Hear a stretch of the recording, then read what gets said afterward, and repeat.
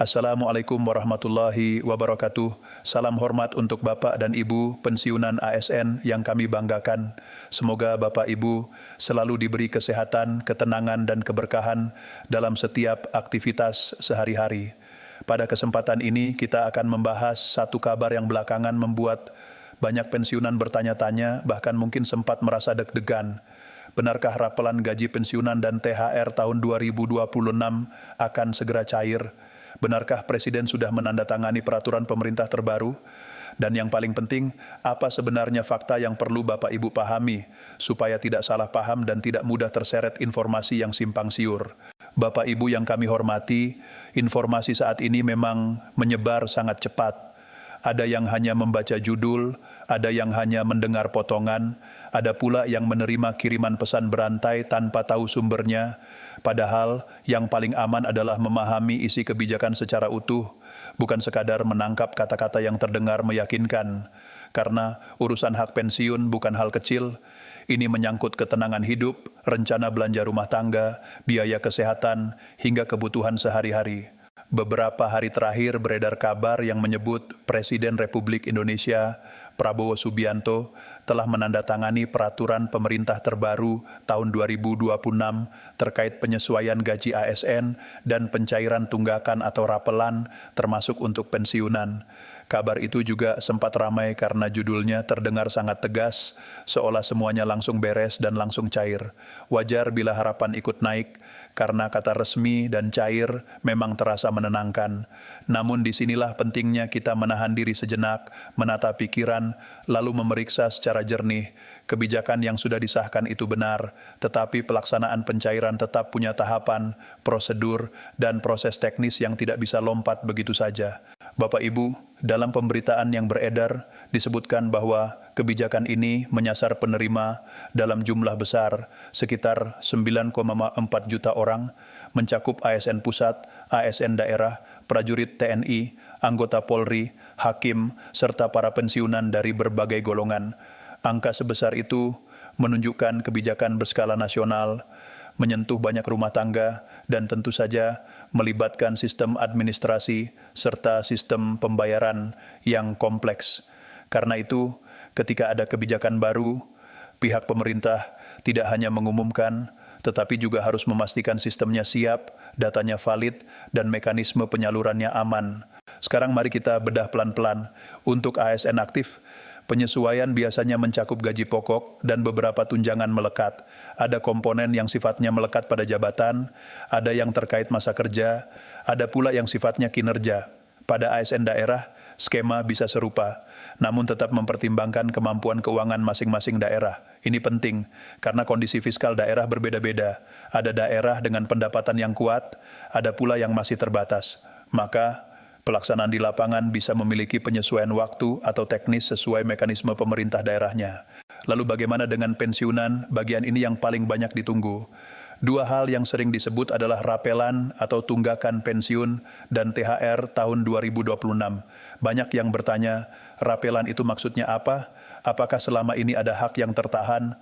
Apakah ada kekurangan bayar? Nah, Bapak Ibu, rapelan pada umumnya berarti pembayaran selisih yang muncul karena adanya kebijakan penyesuaian yang berlaku surut atau berlaku sejak periode tertentu, tetapi proses administrasinya baru selesai setelahnya. Misalnya, jika penyesuaian berlaku mulai Januari, namun aturan teknis dan pembaruan sistemnya baru siap di Februari atau Maret, maka selisih Januari dan Februari bisa dibayarkan sekaligus. Itulah yang disebut rapelan. Artinya, rapelan bukan berarti hak Bapak Ibu dihilangkan. Bukan pula berarti ada niat menahan. Yang sering terjadi adalah proses penyesuaian yang membutuhkan waktu karena harus melibatkan verifikasi data yang sangat besar. Kita bicara jutaan penerima tersebar di seluruh Indonesia dengan variasi data yang sangat beragam. Ada pensiunan lama, pensiunan baru, perubahan status keluarga, perubahan alamat, perubahan nomor rekening, perubahan bank, bahkan ada yang pindah domisili.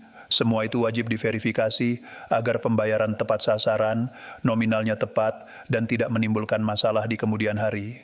Di titik ini, peran lembaga pengelola pensiun menjadi sangat penting. Dalam konteks pensiunan ASN, PT Taspen memiliki peran besar dalam pengelolaan dan pembayaran manfaat pensiun. Ketika ada kebijakan baru, salah satu langkah awal yang biasanya dilakukan adalah pembaruan sistem perhitungan.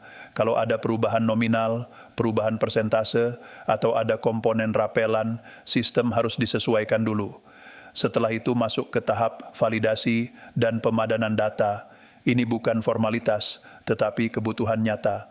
Kesalahan kecil seperti rekening pasif, rekening berubah namun belum diperbarui, atau data identitas yang tidak sinkron bisa membuat transfer tertunda. Bapak Ibu yang kami hormati, kita juga perlu memahami bahwa setelah peraturan pemerintah ditandatangani, biasanya masih ada tahapan lanjutan sebelum pencairan benar-benar berjalan. Ada petunjuk teknis, ada mekanisme penganggaran, ada koordinasi lintas instansi, ada penyesuaian sistem pembayaran, dan ada proses distribusi melalui mitra bayar. Jadi walaupun kebijakan sudah ada, pencairan tetap melalui jalur administratif yang harus diselesaikan secara sistematis. Negara punya aturan akuntabilitas. Setiap rupiah yang keluar harus tercatat sesuai pos anggaran, bisa diaudit, dan bisa dipertanggungjawabkan. Karena itu, sudah resmi, tidak selalu berarti langsung masuk rekening hari itu juga. Sekarang muncul pertanyaan yang juga ramai. Apakah benar akan cair pada bulan Maret 2026? Secara pola, banyak kebijakan baru memang sering mulai terasa implementasinya setelah tahun anggaran berjalan beberapa waktu. Januari dan Februari biasanya dipakai untuk penyesuaian sistem, penetapan detail, dan sinkronisasi data. Namun, Bapak Ibu perlu membedakan antara kemungkinan periode pencairan dan tanggal pasti pencairan. Tanggal pasti biasanya diumumkan lewat jalur resmi, pengumuman pemerintah, surat edaran instansi terkait atau pemberitahuan resmi dari lembaga pengelola dan mitra bayar. Jadi, kalau ada yang menyebarkan tanggal tertentu tanpa rujukan resmi, kita simpan dulu, jangan langsung dijadikan pegangan. Berikutnya soal THR 2026. THR untuk pensiunan biasanya diatur melalui regulasi khusus yang terbit menjelang bulan Ramadan atau menjelang Hari Raya. Di dalamnya akan dijelaskan komponen apa saja yang dibayarkan. Pada tahun-tahun sebelumnya, THR pensiunan umumnya terdiri dari gaji pokok dan tunjangan melekat tertentu, sementara komponen lain bisa berbeda tergantung regulasi yang berlaku pada tahun itu. Apakah tahun 2026 sama persis? Belum tentu. Karena itu kita perlu menunggu rincian resmi. Jangan sampai hanya karena mendengar kata THR cair, lalu orang langsung menebak komponen dan menyebut nominal pasti. Sebab tiap golongan, masa kerja, dan komponen perhitungan bisa berbeda. Bapak Ibu, ada hal yang sering membuat suasana jadi tidak tenang, informasi yang setengah-setengah. Judul berita sering dibuat menarik supaya dibaca banyak orang. Itu wajar di dunia media, tapi kita sebagai penerima manfaat harus lebih cermat. Jangan sampai judul yang meyakinkan membuat kita langsung menyimpulkan semuanya sudah pasti masuk rekening besok pagi. Kebijakan publik itu proses. Ada keputusan normatif, ada pelaksanaan operasional. Keputusan normatif menyatakan diberikan, sementara operasional menjelaskan bagaimana, kapan, lewat jalur apa, dan komponen apa saja. Dua hal itu tidak selalu terjadi pada hari yang sama. Di sisi lain, pemerintah juga menyampaikan bahwa penyesuaian gaji dan pencairan rapelan memiliki tujuan yang lebih luas, salah satunya menjaga daya beli. Kita semua merasakan biaya hidup bergerak naik dari tahun ke tahun. Harga kebutuhan pokok berubah, biaya listrik dan air berjalan, biaya kesehatan sering meningkat, obat-obatan tidak murah, transportasi naik turun, dan kebutuhan rumah tangga selalu ada. Bagi pensiunan, dana pensiun bukan sekadar angka, itu adalah penopang hidup. Belanja harian, tagihan, biaya kontrol kesehatan, sampai kebutuhan darurat. Ketika biaya hidup naik, penyesuaian pendapatan membantu menjaga keseimbangan, bukan untuk bermewah-mewah, tetapi agar hidup tetap tenang dan teratur. Namun, Bapak Ibu, kita juga perlu melihat sisi lainnya secara dewasa. Kebijakan kenaikan dan rapilan tidak berdiri sendiri. Negara juga punya banyak kewajiban, pendidikan, kesehatan, bantuan sosial, infrastruktur, pertahanan, dan kebutuhan pelayanan publik lainnya. Karena itu, kebijakan fiskal selalu dihitung agar tetap seimbang. Itulah sebabnya prosesnya tidak bisa serba instan. Kehati-hatian itu bukan berarti memperlambat hak, tetapi memastikan semuanya berjalan tepat, aman, dan tidak menimbulkan masalah baru. Sekarang kita masuk ke bagian yang tidak kalah penting. Apa yang sebaiknya dilakukan Bapak Ibu saat menunggu proses ini berjalan? Yang pertama, tetap tenang. Jangan membuat keputusan keuangan besar hanya karena mendengar kabar belum jelas. Jangan buru-buru menghitung-hitung nominal berdasarkan rumor, apalagi sampai berutang dengan asumsi bulan depan pasti cair segini. Yang kedua, pastikan data pribadi aman dan valid. Periksa rekening yang terdaftar masih aktif. Bila ada perubahan nomor telepon, alamat, atau rekening bank, lakukan pembaruan melalui jalur resmi sesuai prosedur. Dalam banyak kasus, keterlambatan pembayaran bukan karena hak tidak ada, melainkan karena data belum sinkron. Yang ketiga, pantau informasi dari sumber terpercaya. Biasanya, pengumuman resmi akan disampaikan bertahap melalui kanal pemerintah, instansi terkait, kantor cabang, atau pemberitahuan dari lembaga pengelola. Dan yang keempat, jangan mudah terpancing pesan berantai. Ini penting sekali, karena setiap kali ada momen pencairan massal seperti THR atau gaji ke-13, biasanya ada peningkatan modus penipuan. Ada yang mengaku petugas, ada yang meminta biaya administrasi, ada yang meminta data pribadi, ada yang minta kode OTP, bahkan ada yang mengarahkan untuk klik tautan tertentu. Bapak Ibu, pencairan resmi tidak pernah meminta OTP, tidak pernah meminta transfer balik, dan tidak pernah memungut biaya untuk mempercepat pencairan. Jika ada yang seperti itu, jangan dilayani. Bapak Ibu yang kami hormati, ketika nanti rapelan dan THR benar-benar masuk, bijaknya dana itu dikelola dengan rencana yang tenang. Tidak ada salahnya menikmati hasil kerja keras, tapi tetap perlu arah. Prioritaskan kebutuhan yang paling mendesak, tagihan yang tertunda, kebutuhan kesehatan, atau keperluan rumah tangga yang memang penting. Sisihkan juga untuk dana darurat, karena masa pensiun butuh kestabilan. Kesehatan bisa berubah kapan saja, kebutuhan mendadak bisa muncul tanpa undangan. Dan satu lagi, hindari tawaran investasi yang menjanjikan keuntungan besar dalam waktu singkat. Jika terdengar terlalu indah untuk jadi kenyataan, biasanya memang ada risikonya.